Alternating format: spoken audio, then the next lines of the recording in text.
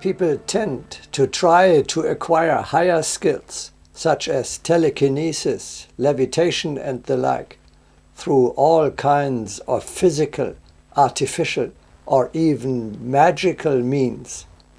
This is a mistake. The only promising method is the spiritual path of step-by-step growth. The greater your soul grows, the higher the skills it naturally acquires. This, too, is above all a matter of forming the heart. Purify and refine this organ more and more. Then, one day, you will be able to use it far beyond the physical, earthly level. Let us look at some examples.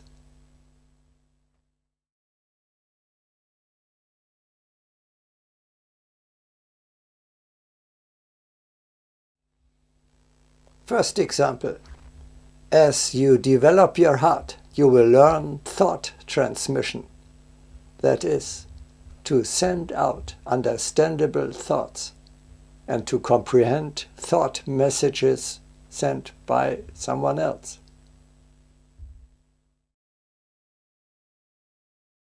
Thought reading flows from heart knowledge, not artificial magic, not staring into someone's eyes, not holding his hands, but the fire of the heart is what links up the subtlest apparatuses.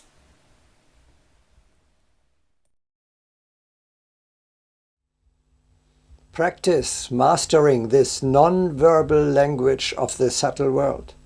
This is actually of existential importance. After death, in the world beyond, there is no physical language anymore. There, we are communicating mentally, without words, directly from heart to heart. See our video, The Supermundane World.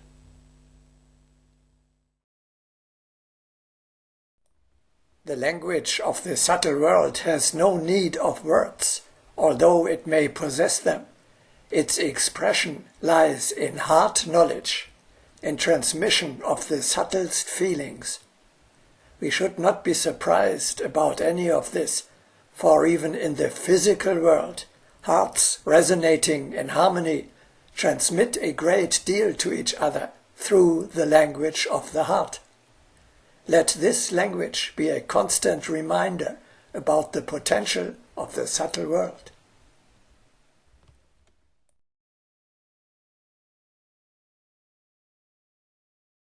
That's superstitious hocus pocus that a reasonable person like me wants nothing to do with. Not at all.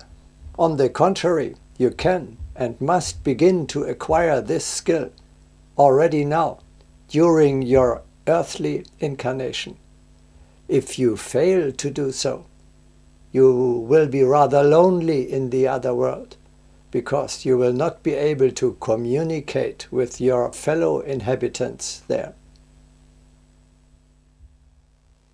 Second example, clairvoyance means nothing other than perceiving more with the extremely refined eyes of the heart than with the physical ones.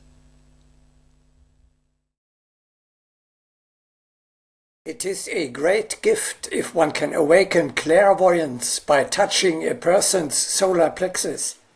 This process can be undertaken in the physical body as well as the subtle. But in order for it to take place in the physical, one has to develop a strong magnet of the heart.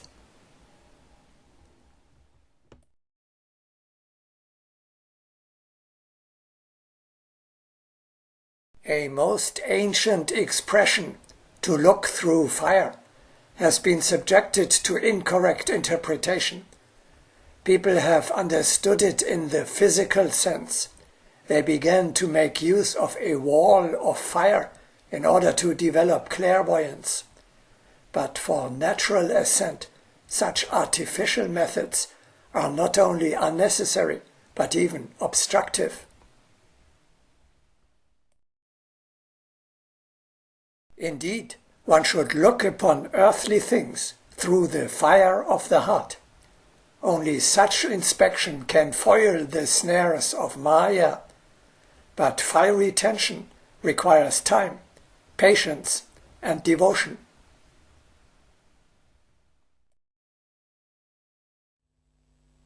The sensitivity of the heart lets you find the things, material or spiritual, you are looking for.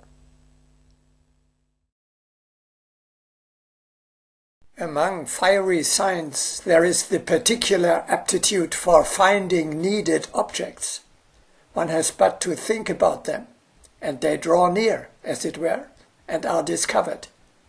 Already in antiquity it was said, "Kindle the torch of the heart, and find that which is needed." The symbol is true enough, for the fire of the heart kindles surrounding fires and creates a magnetic attraction. Also in books, what is sought can be found by illuminating the book with the same fire.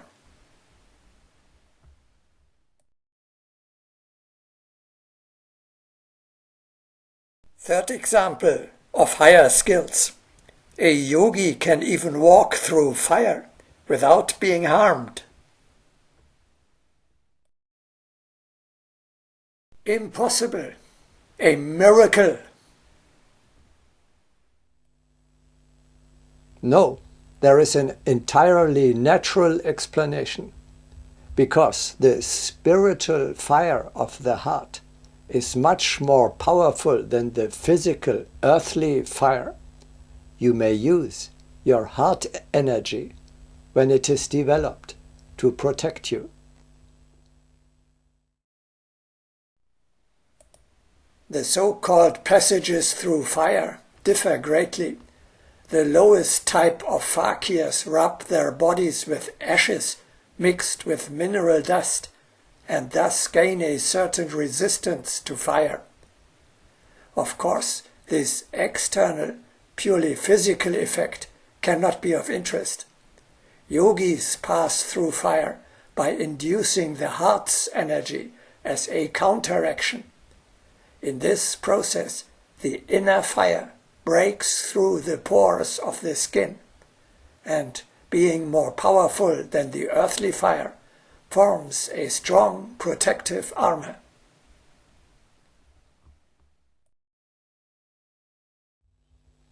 Fourth example. The same heart energy builds a spiritual armor around you, which protects you from attacks of the dark ones. Physical qualities will not give tenacity against evil, but the spirit and the fire of the heart will create an armor against the cunning of evil.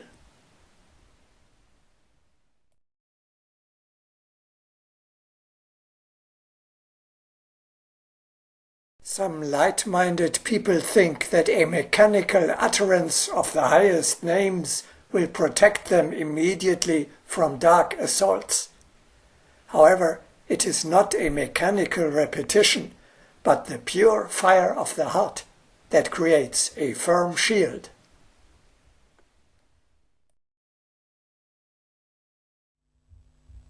Agni Yoga calls this spiritual shield, which is formed and fed by the fire of the heart, protective net.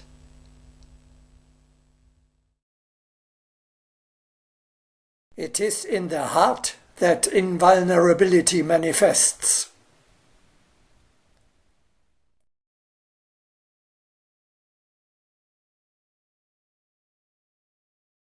In all teachings, the dark forces are represented as shooting their fiery arrows at the illumined one. This battle is depicted in beautiful symbols. No less beautifully is it indicated that the malevolent arrows do not reach their target, but form a protective net. Let us not regard this heedlessly. This symbol is entirely realistic, even from the viewpoint of modern science. the malevolent flame encounters the great fire of the heart and becomes subservient, only augmenting the Agni of the Great Spirit. Thus the heart, which manifests all its power, is invincible.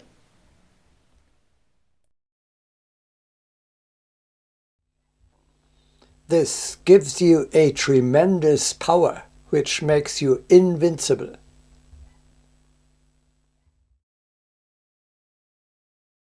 Fluids of the fiery heart and spirit nourish the protective net. The fiery centers are a most powerful panacea.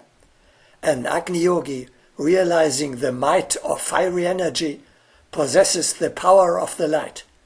Therefore, let us not be surprised if the heart, saturated with higher fire, knows nothing of whisperings and temptations.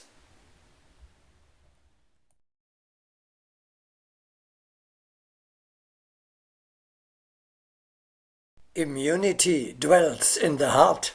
Only the energy of the heart makes you invulnerable and carries you over obstacles. So you should remember the heart as a weapon. Indeed, the weapon of light is the heart.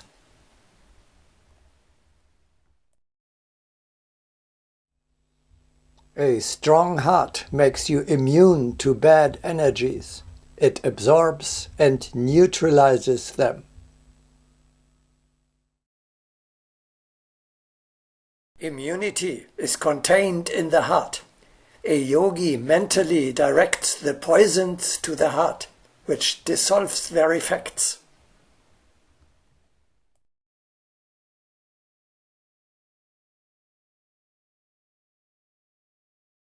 You are amazed that people can swallow poisons without harm? Won't you consider where that immunity comes from? Not from the structure of the stomach walls, but from the fire that lies in the heart.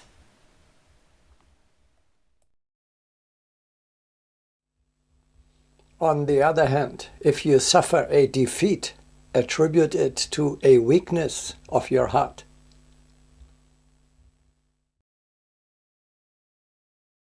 In case of retreat, search nearby. Has the heart maintained all its force? Has not some transitory earthly circumstance interfered? Has not self-pity arisen? Did not a quiver of fear overcast the heart? Or did doubt allow clouds to set in? Verily, where the Agni of the heart is not overcast, there can be no defeat.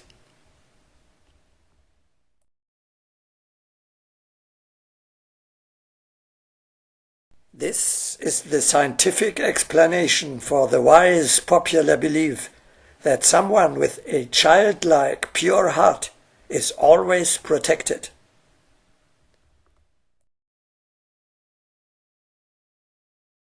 With clean hands and a pure heart we can do all things.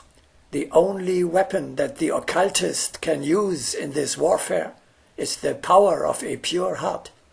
The hostile forces are powerless when thrown against a pure, unselfish heart.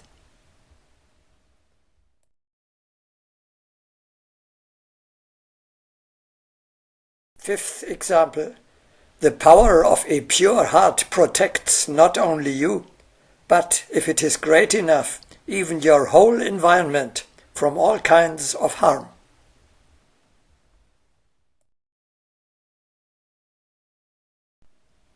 A man who is pure in heart is often a healer and a protector of a whole district from various epidemics and even catastrophes.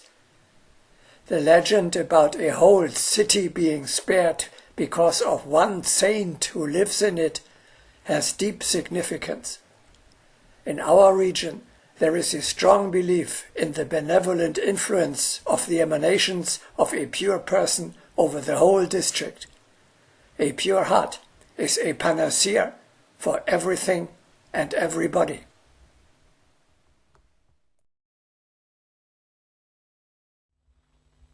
Sixth example. Agni Yoga summons us to overcome technology and apparatuses and instead to utilize the powers which lie within ourselves.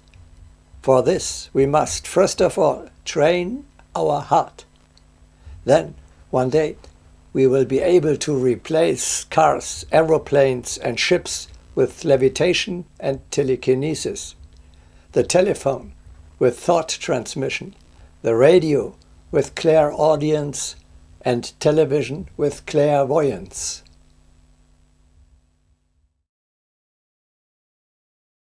The significance of the heart is all the greater as in the future it will replace many apparatuses. Verily, in the new era, people will appear who will replace the most complex apparatuses with themselves. At present, people invent robots, but after this mechanical fever has abated, man's attention will turn to the powers within himself. In our abode, all research is directed toward the freeing of man from the machine. In this process, one must educate the heart.